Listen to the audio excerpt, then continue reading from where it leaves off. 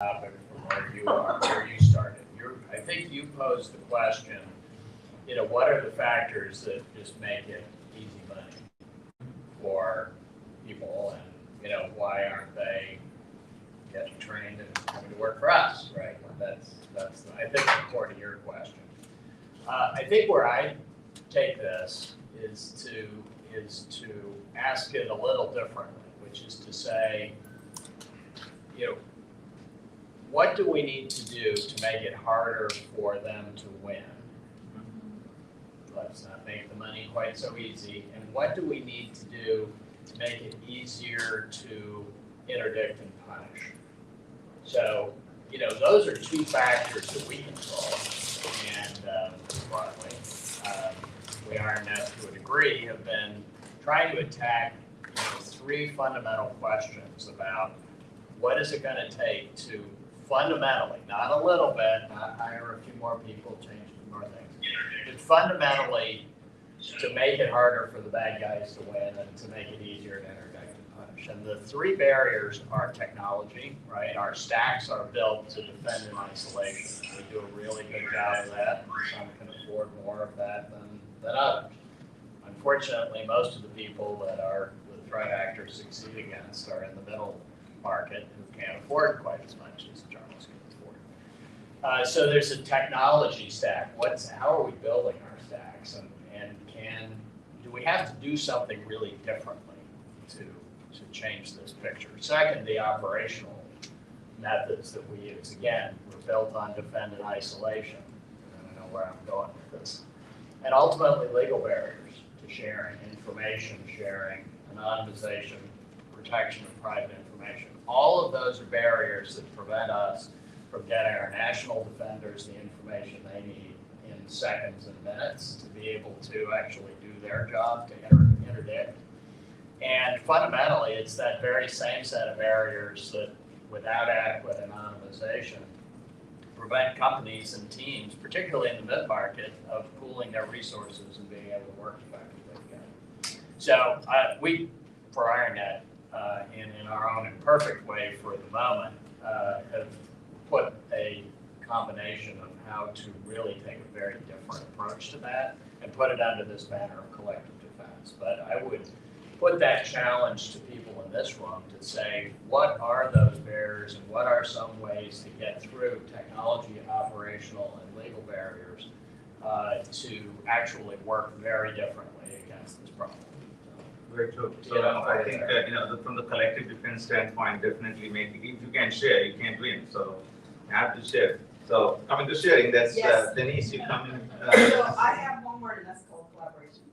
And I think there's a couple of examples that I can point to that I'm Denise Anderson, by the way. I'm president and CEO of the Health ISAC, Information Sharing Analysis Center, as well as the chair of the National Council of ISAC. So I work with all the 27 members of our ISAC council. But basically with collaboration, I think three examples I can give is one that we just did. It's actually building upon work that we did with the FS-ISAC and now that I'm at Health ISAC. And that is the Microsoft takedown that we just did of the Zloader botnet, where they took down hundreds of domain names around Conti and Rec and the actors with Zloader. And that is in a way whack-a-mole in many cases, but it is a way to disincentivize them because then it makes it harder for them to stand something else up. And that was through collaboration with Microsoft, members of the Health ISAC, members of the FS ISAC, and some other partners where we were able to gather information through technical and legal action, seize those domains and take that botnet down, and the activity is gone right now.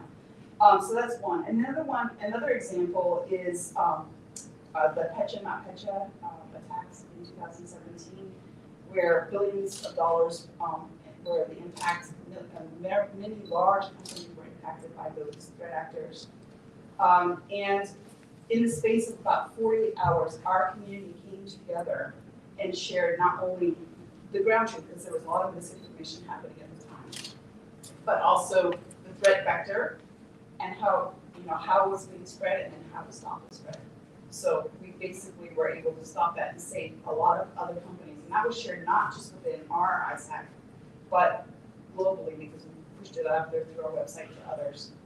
The other one is from the financial sector, and that was the DDoS attacks of 2012 to 2013, where a nation state went after the financial institutions for a political message, but basically to create some havoc. And luckily, it was DDoS against the website, so in the grand scheme of things, it wasn't a large thing, but it cost banks, and I'm sure Charles can relate, a lot of effort and time and money and DDoS mitigation. And through collaboration, not just with all the financial institutions that were members of the FSISAC, but also through members of IT-ISAC and Communications ISAC, because at the time, no one had seen DDoS attacks of this size. We came together and we were able to share information with each other, not all technical, believe it or not. Some of it was very simple, like we need to have 1 or 2 people to make a decision very quick to do the mitigation, because at the time it was a decision by committee. And then spread that out, so much so that the attackers eventually stopped because they were no longer becoming effective in what they were doing. And then going back to the village, it takes a village comment, there was a very small Midwestern bank who had a name very similar to a large financial institution. They were taken down hard because the threat actors made a mistake and they mixed them up. They were really going after the large institution. The small institution went down hard, and we had members that actually flew people out to that institution and helped them come back up. So it is all about collaborating. The more we can work together as a village, and to protect everyone else in the ecosystem, because we're all tied together, the better off everyone will be. And so, I always say, shame on us for not sharing, because we can't. We just don't. Yeah. Good deal. Yeah, Indranil, I'll put you next. Yeah, so hi, Indranil Shah from Intuitive Cloud. We do infrastructure services for a lot of different companies. And I'm not going to present so much of a solution, but a very different angle to this. So as partners to our customers, we sometimes get involved in cybersecurity attacks and things like that. And in terms of disincentivizing the cyber threat actors, I think the community ought to make it cheaper to not defend these attacks. And what I mean by that is, I've been involved with a fair number of our customers where the cost of proving that you took all the steps and the punishment for that for the organization is much higher than paying the threat actor, right? So if it's a smaller organization, they're getting a ransomware that demand for $20 or $30 or $40,000, and the insurance companies that is defending them are more concerned about, hey, is the OECD going to come and punish me? And if I had 100,000 patients, and if I'm paying so much money for those patients, is it just cheaper to pay that bad actor than pay my insurance bill, right? Or is it cheaper to notify people? So I think some work needs to be done in that area in terms of especially helping the mid-sized organization. But I've also seen in the news larger organizations where the cost of shutting down their business or the cost of reporting or the cost of proving that they took all the measures is so high. And that's actually feeding the companies. So when you get into the forensics, right, those companies are charging $500, $600, $700, $800 an hour. And what that's doing to the companies, at least what we've seen with our customer sets, is that becomes so heavy that any additional defense that they need to do, they've already used up their budgets on this quote unquote unplanned event. So yeah. I think reducing that punishment and reallocating those dollars to helping the companies defend, I think that's something we need to do. Very true. And then since this was brought up, I'll just mention that there is and probably the date's going to be, Catherine can confirm us those dates when it happens. We are hosting a roundtable with cyber insurers and the underwriters and the brokers because they're going through a sea change with what happened in the last 24 months or 3 years. So look out for that. Charles, I'll go there and then Mark. Okay, so a couple of things. One, with respect to what we are empowered to do and what we can't do, the one thing that we have to remember, no matter how optimistic we want to be, is that there's at least a good percentage of the cyber criminal activity that is either directly being done by nation states.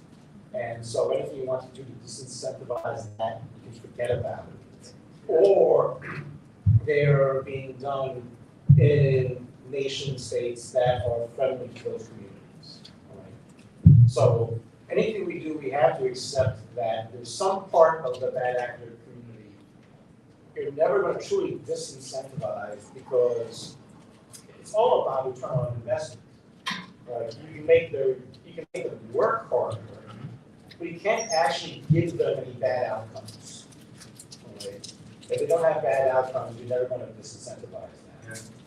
The other thing with respect to Sharon, and it's sort of funny because like we met at the World Economic Forum meeting in Davos, so I've got a paper I've written for WEF right now on the business imperative of a collective defense.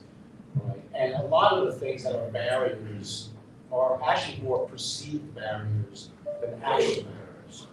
Right? You have a lot of lawyers who put up barriers because they're afraid of litigation. You have a lot of people who put up barriers because of privacy. The truth is there are technologies today that allow you to do a lot of collaboration in a way that's privacy preserved. Right? We haven't adopted many of those technologies yet, but they exist. And so I just want to say, like, it is a question on our side, on the collective defense side, that's purely a matter of willpower. But it's a matter of willpower at the C-suite. All right, because, and that's the whole point of the paper I was writing for the WEF, because in the end, CISOs can't do this on their own. They need their CEOs to tell their general counsel and their compliance folks, this is a good thing, find out how to make this happen, rather than getting in the way of it. Yeah, absolutely. So raise the barriers and make it harder. Joe, I'll go to you next and then Martha. Yeah, to me, the first part is attribution. And the hard part there is that most companies, in most cases, don't invest in doing attribution. So like in terms of like, who's on the other side, who's sitting at the other computer, we often don't know. And it's actually a polarizing topic in the CISO community as to whether you should invest in attribution, or should you just play defense and then move on? So part of it is that fundamental tension over whether to even get attribution. But then the second, so I've been at companies where the company prioritized attribution because like in 2002 to 08 at eBay, we were dealing with organized crime groups, and they weren't in the United States, and the FBI couldn't help us because they were in the United States. And so as a result, I spent a lot of time on airplanes to Romania and I spent a lot of time traveling around Romania trying to convince the police there to go after the fraud groups, because we had figured out that like a massive percent of the fraud on eBay was Romanian groups. And I even went and testified at a trial in Romania against the guy who hacked eBay. And it's fundamentally economic incentives for them too. There was this great Wired article about this town, Râmnicu-Vâlcea in Romania, and I went to that town. And you had two kinds of people in that town: the people who were literally in horse-drawn carts doing like local agriculture and things like that, and the 25-year-old dudes in Porsches. And the 25-year-old dudes in Porsches were all doing internet crime. Yeah. And the local police had no computers and didn't care at all. And when we would show up, they would say, why would we spend our limited time and resources going at stopping these people from hurting you rich Americans? Yeah. Like what we don't elect those police officers, we don't pay for their cars. And so like that economic, like they almost can't blame their local people for having the ingenuity to figure out how to get people to send them money in their small town. Yeah. And so I think that story illustrates like that, like incentives have to be local over the whole globe. It's not enough that the hacker in the United States gets arrested. It has to be the hacker in North Korea gets arrested too. Yeah, very contentious topic, but attribution I think is coming along the way. There is going to be there is a little more understanding and also acceptance of where to attribute or not, and I think some of that had to do with the North Korean attribution for Sony, right? It was made by a social network, according to the FBI, by a social networking site told them where the security team cared about. Twitter But runs. most companies are never going to think about attribution because it's outside of the capability of 99.9% of the corporations. It just is, right? I mean, I was lucky, right? I had a science team. I had a dossier of the top 100 actors that targeted me because we had this whole idea of intelligence-led security program. But I was a really rare case. And so I love attribution, but 99.9% of people just can't even get it. Yeah, I think it's about also who's the one finally attributing, right? I mean, you may be the source of attribution, may not have the wherewithals, but now I think it's a little bit democratized than when it was your times, where the resources are there to. My time's only 2 years ago. No, that was that had 20 years behind that, the Charles. So I think we'll leave it there. Mark, how about your observation?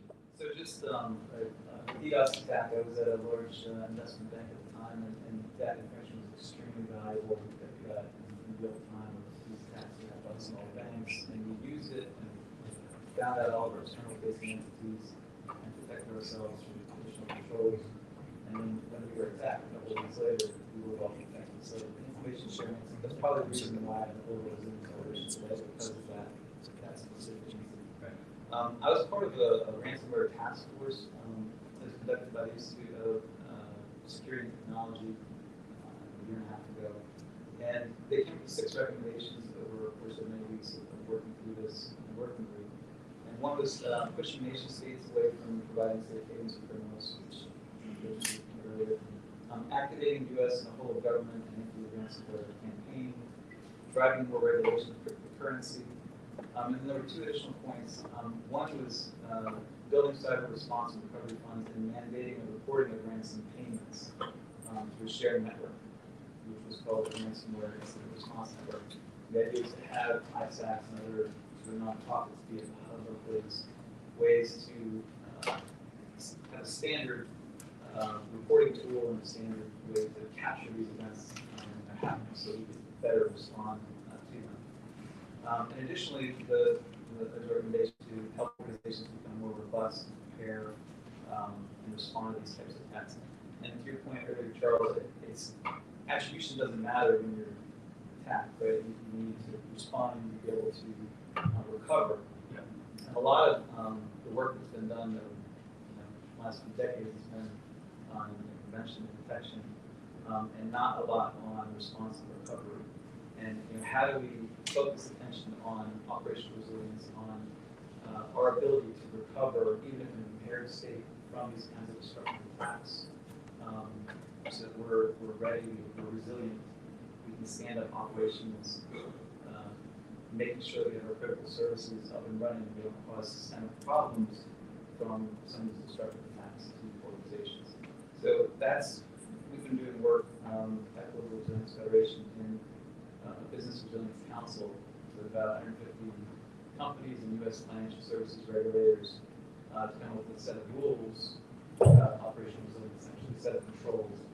And we just published a paper a month ago which has these set of rules that organizations can follow to help them become more operational resilient, to have an executive who understands the business and technology and is focused on operational resilience, to ensure that you have backups of immutable backups, and not just your business and customer data, but also your systems and networks and configurations. So making sure that you have all the tools that you need to be operationally resilient, stand up your services quickly and responsibly in fact. So you really care right at the moon what you're doing and how to recover, which will again take some of the energy away from these organizations that are working as the threats. I'll go to Upendra and then Jane and then Bob. Thank you. Upendra Mardikar, I'm a Chief Security Officer for Snap Finance here in the BNPL space. And Denise, your comment about the DDoS actually reminded me of the things like we do at Daytime, that we were also one of the ones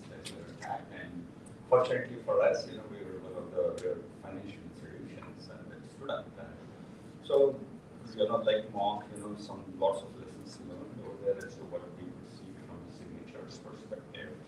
And I don't want to repeat most of the stuff that you said. Of course, the legal thing that James, you were talking about, collaboration, like Denise talks about. I mean, we need to have all that. A couple of things that, over even at American Express and these, there's two extra points that I want to make is how do we devalue, whatever we are exposing onto the net. So that is one of the things that has worked, at least in my experience. So there are certain techniques that we can use, and it's a technology control. In addition to collaboration and legal, how do we devalue this? The second thing, and I also agree with Joe in the sense that how do we, do the attribution in such a way, I'm thinking more technical, how do we do the technical and attribution so that we can do rapid takedown? So as soon as this Microsoft has been talking about this phenomenon, but doing that rapid takedown, it takes a while for the cyber threat actors to come back and, Charles, completely agree with nation state, you cannot do much. But at least this cyber criminals, cyber vandals, script reading and those kinds of things, I think we can, with these couple of things, baking it in, we can definitely do something. Sure. Yeah, I think different parts of the ecosystem can provide different sets of values, and that's all kind of needs to come together. Because definitely 99% of the industry is not there, not ready. Then the 1% that's there can only protect probably themselves, and then beyond that, how does the writer boom is at risk in terms of readiness. So that's where the cooperative defense comes in. Yeah, and that's where well-motivated, well-designed learning comes in too, right? Because the reality is, I'll go back to the FSI stack, right? And I will pick on it intentionally, and I have the right to create, but. So it's your fault? Yes. Yeah, Ron McLean, Steve Gass, Stash Jaraki, and Ted Burback, you can blame the five of us for the FSI stack. But if you think about the FSI stack, 7,000 members, roughly speaking. I'm going to make a wild ass guess here.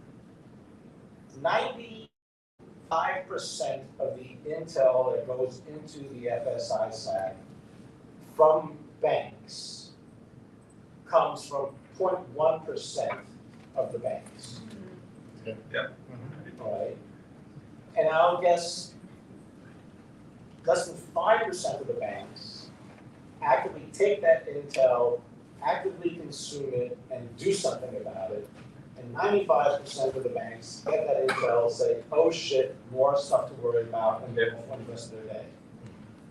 And so the fact that you've got that 1% is really important, all right, or that 0.1%, because so much of the work that my team did, that the Goldman team, B of A, I mean, there were 4 or 5 banks. I mean, Errol Weiss, who was part of my team back when this stuff was happening in 2012. So much of the whole industry relies on the fact that you do have that 0.1% that is worried about attribution, that is thinking about it, because there's a spill-on effect through the ISACs to the rest of the community on that. And so while it's not great that only 0.1% have that capability, you have to cherish what they're doing because it's so vital to everything else. Because the 0.1% is also probably 89% of the capital infrastructure. Well, yeah, I mean, we're some of the big targets. So you need, in information communities, you need the champions. So they're not always the largest. They're often the people that spend the most energy in figuring out how to inform that information sharing. Yeah, and I think that's where the leadership comes in, right? Where you're putting those energy that could help the overall network, and then ISAC can democratize that, but action, how many can actually take, right? They don't have the capability And Yeah, then that's why I add to the first conversation today about workforce. Yeah, that's right. That's what we started. Make sure you don't forget that. All right, good deal. Jay, you had your card up. Your observations. Yeah, folks, this is Jay Mode. I'm founder and CEO of Intuitive Cloud and Intuitive VC, funding security and data startups and supporting Fortune 1000 customers, including Citigroup and many other financial services. 60% of Fortune comes from financial services for us, so know it's been there and continue to see it. So I think all the valid points there. Few things that I feel, and again, being a services organization, you're looking at both ways, right? One is how do you prevent it, protect it, and how do you cure it? So the saying goes by that every organization is busy with urgent over important, like India always points out. So when it comes to cyber incident response, I guarantee you that out of Fortune 500 banks that we work with, more than 75% do not have cyber incident response locked down to a point where they can say, hey, holy shit, this happened, what do we do next? It is more so of an I upgrade think of, you're being very kind. yeah. So it's I think you're being very kind. it's more of an upgrade to BCDR plan. The cyber incident response is like, oh well, we have the backups. Well, if a bank goes down for 4 hours in the middle of the day, then none of your BCDR really comes into the play. Second is to your point that hackers were trying to hack I think there was a bank in Massachusetts area, and they ended up hacking the bank in Midwest. In that scenario, one common thing that we've seen is the hackers actually don't know who you are until you claim who you are. 90% of the people make that mistake when they get that email from somewhere requesting Bitcoin and say, I'll give you the encryption key or decryption key if you transfer that money.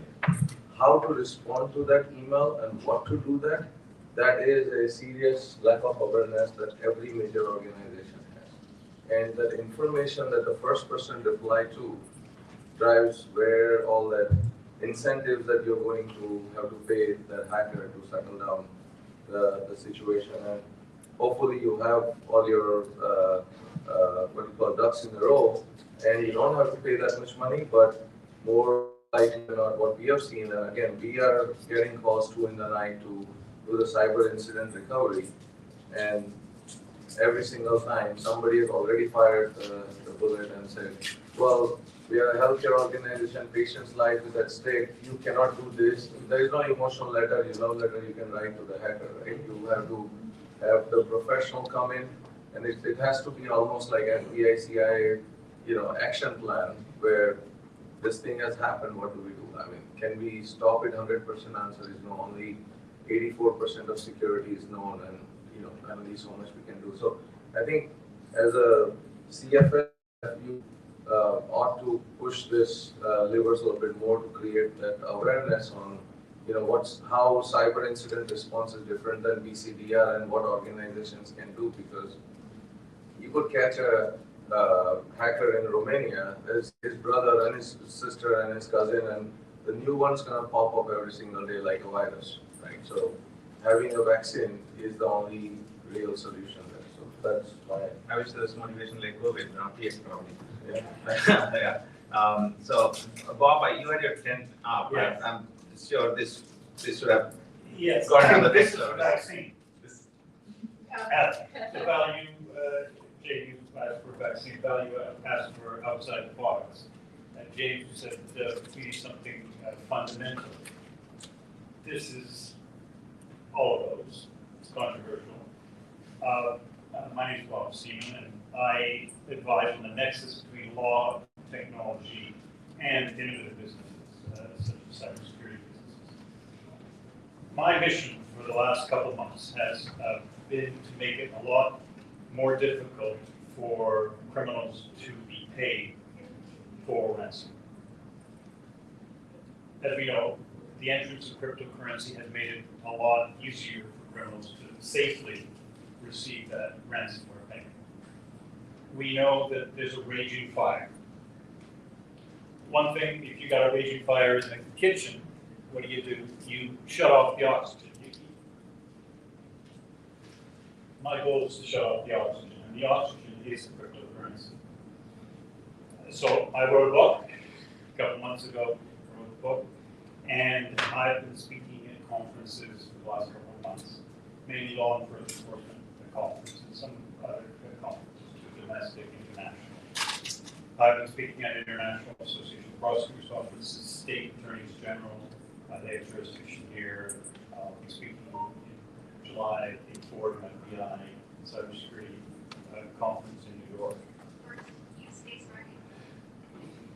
And so my argument that I build up to in the book, and its legal argument, is that the operation of the Bitcoin network by the crypto exchanges, by the miners, and some others involved, is the operation of the largest unlicensed gambling casino in the world. Every one of the players that operate the Bitcoin ecosystem requires a gambling license. In every jurisdiction, that requires a gambling license, such as every state, and the federal government also has an appropriate law. And let me just talk about the federal government law without getting into too much detail. There was Poker Stars in the 1990s, offshore gambling in Antigua. They passed in 2006, 3 years before the advent of Bitcoin, the Unlawful Internet Gambling Enforcement Act. That's a federal act. And it bans all participation in payments or wagers related to unlawful games subject to chance. So they cast a very wide net because poker has an element of skill to it. And what they did is they cast a very wide prohibition, and then they had 2 pages of exemptions in the law. And the exemptions include regulated activities such as regulated stock market trading, regulated currency trading, commodities trading, and all state lotteries, et cetera, that you would expect. Obviously, 3 years before Bitcoin and other cryptocurrencies come on board. So there is no exemption for the operation of any cryptocurrency gambling game. I explained in the book just how it is a game subject to chance. It doesn't immediately hit you as a game subject to chance, the operation of the Bitcoin network, but it's like betting on NFL football or betting at the horse track.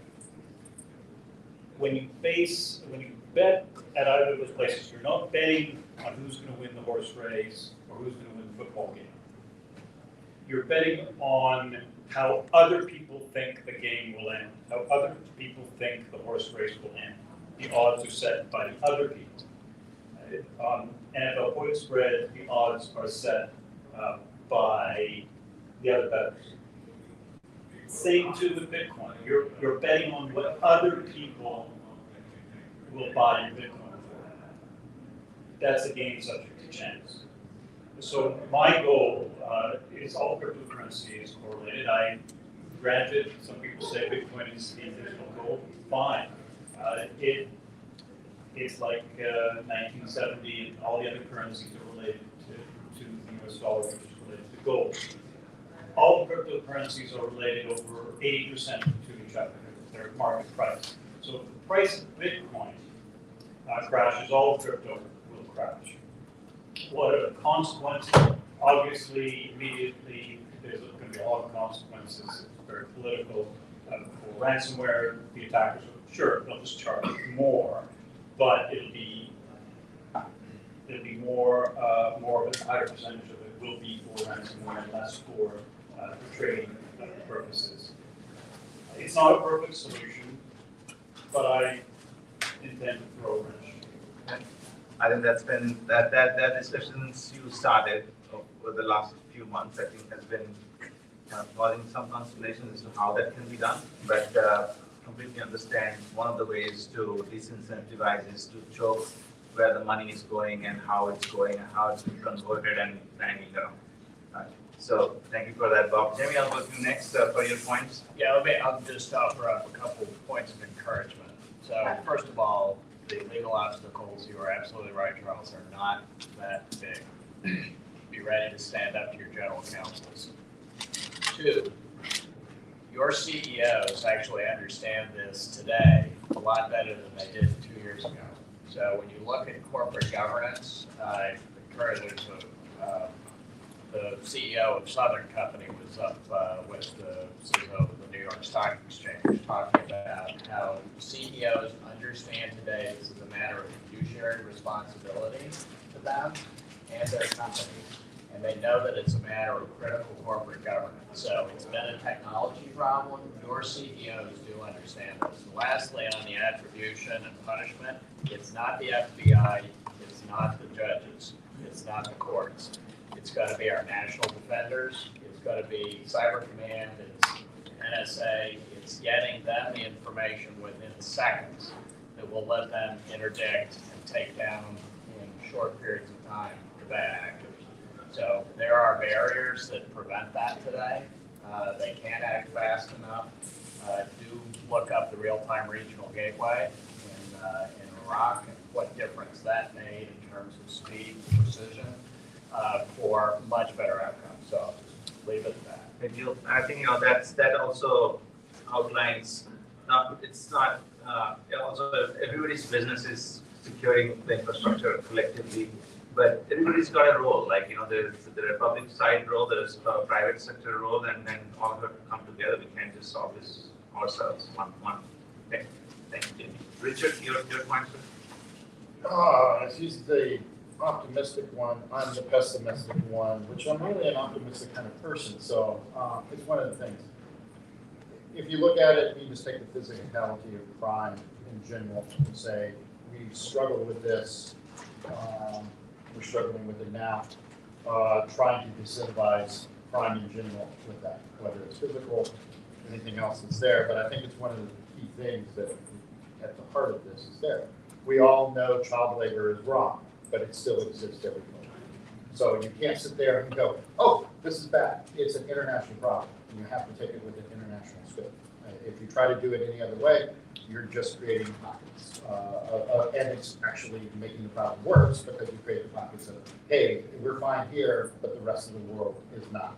So everybody else has power issues, gaslight issues, and everything else. So you have to take it as a global thing. And you got to take it in bite-sized pieces. Understand there are different criminal elements. In the cyber criminal, you have the ransomware guys, but you also have the access brokers, botnet herders, malware authors, and everything else that are around that. You don't have to eat all of them at the same time. Take what wants to work and focus on those areas. Ransomware is top of mind, so you've seen lots of action around that, trying to disincentivize the ransomware groups, which they just kind of rebrand themselves. Like, hey, look, this is really cool. Let me rebrand myself, and guess what? I'm not on the OFAC list. And it's the same crew in those cases on that side of it.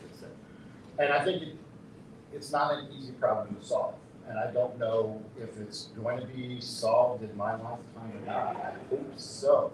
But I think that's one of the things. But there are things that we do really badly. And I think one of the key areas that I've seen in the past is some of these large networks of evilness that are stood up by these organizations that are used. And you see them, and somebody will take action, and they will take it down. Best one I can think of that just amazed me was China Chopper a few years ago came in and decimated a lot of large organizations and everything else. Their infrastructure was 836 servers worldwide. 2 years later, 70% of that infrastructure was still active and being used. So, okay, we screwed up because we should have took everything down. But we take the easy ones, okay, you don't want to listen to this and you're not going to do it. It's the same way.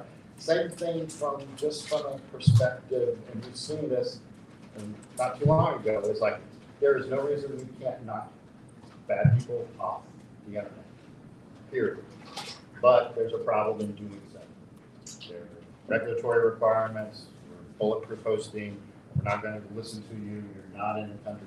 you're never gonna, you either solve that and then you can solve the cybercrime issue, but until you can, you have to live with bad people on the internet at any point in time can attack an organization that's there. You're not gonna We're back to the fundamentals of human nature, right? There will always be bad people, but it's like how do you contain them and hold them accountable and put the right barriers for the society so that they can come directly hurt us. So thank you, Richard, for that. Denise, I'll give you the last word on this topic and then we'll go for a break. I wanted to put stop again something Charles said, and that is, I think it takes vision. I think it takes vision. I mean, in finance, obviously, there's the 1% that have the vision, and there's a lot of small organizations that don't have healthcare. In fact, your small community hospital, where they're going to spend $1 on patient care versus cybersecurity, not realizing that they're knocked out by a ransomware attack. That patient may be impacted, right? Which we've seen time and time again. So it takes the vision, and it has to come from the top. The top has to say, this is a factor in our enterprise risk management, cybersecurity, and then they have to do things about it. I think it also goes down from there. And I think the other thing is it's an ecosystem. So we have to think of it just not organizationally, but also globally, because again, in healthcare, everyone's connected to everyone. And if you have someone down and we're seeing supply chain attacks, supply chain topic, where someone down the chain can have an attack, and that impacts you as an organization. So we have to look at it from the broader perspective that everyone needs to protect the lowest hanging fruit. We have a saying that one person's offense becomes everyone else's defense, and I think the more we can start thinking that way and having that vision from the top to encourage and support that action, the better we can do against these actors. Well, that kind of wraps up this topic, but also tees up supply chain and other topics we're going to go into the next a little bit more detail. So thank you for sticking with this momentum. Let's keep it up. 20 minutes, we'll break apart, and let's come back 2:55. Okay. All right. Thank you all.